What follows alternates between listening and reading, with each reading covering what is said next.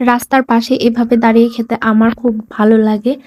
বিশেষ করে একদম গরম, গরম ধোয়া ওঠা পিঠা আর শুটকি কিংবা ধনিয়া পাতা ভর্তা দিয়ে চিতই পিঠাগুলা খেতে কিন্তু বেশ ভালো লাগে। বাসায় যতই খাই বাহিরে কিন্তু আরকি কেউ তৈরি করে দিবে আর সেটা খাবো সেটার কিন্তু মজাই আলাদা। তো আজকে খুব মজা করে চিতই পিঠা খেয়ে নিচ্ছিলাম। তারপরে ছিল ঝালমুড়ি। ঝালমুড়িটা আমার অনেক পছন্দ। ঝালমুড়ি খেতে অনেক ভালোই লাগে। তো এই মসলাটা দিয়ে ঝালমুড়ি খেতে বেশ ভালো। সব মসলা কিন্তু ভালো লাগে না। তবে হাতে গোনা কয়েকটা মসলা আছে যেটা দিয়ে ঝালমুড়ি খেতে বেশ ভালো লাগে। তার মধ্যে ছিল এই এয়ারপোর্টের এখানে এই মামার ঝালমুড়িটা। এই ঝালমুড়িটার মধ্যে একটু চুই ঝাল দেওয়া ছিল। তারপরে ছোলা বেশি করে ছোলা দেওয়া ছিল। মানে আরকি যেটাতে লেবু দেওয়া ছিল।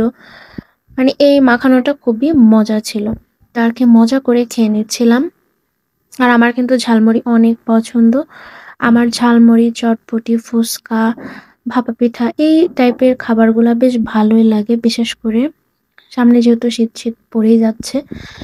তো এই যে তারপরে ইনফিনিটির সামনে দিয়ে একটু ঘোরাঘুরি করলাম।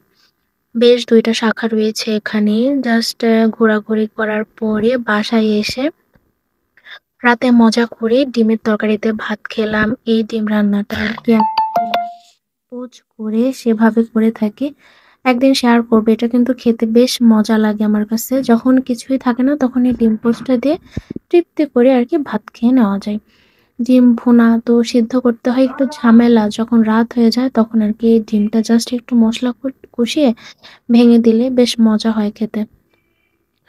তো আরকি এভাবেই দিনটা পার করে দিলাম। আলহামদুলিল্লাহ খাওয়া-দাওয়া, ঘোরাঘুরি।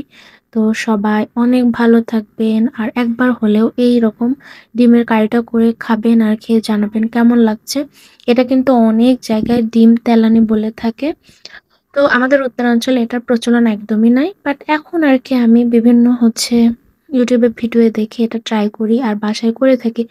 এটা আমি, আমার বোন বেশ পছন্দ করে আরকি এই রেসিপিটা। আমার হাসব্যান্ডও পছন্দ করে তাই করে থাকি। তো সবাই ভালো থাকবেন, সুস্থ থাকবেন আর আমার জন্য অনেক দোয়া করবেন। আল্লাহ হাফেজ।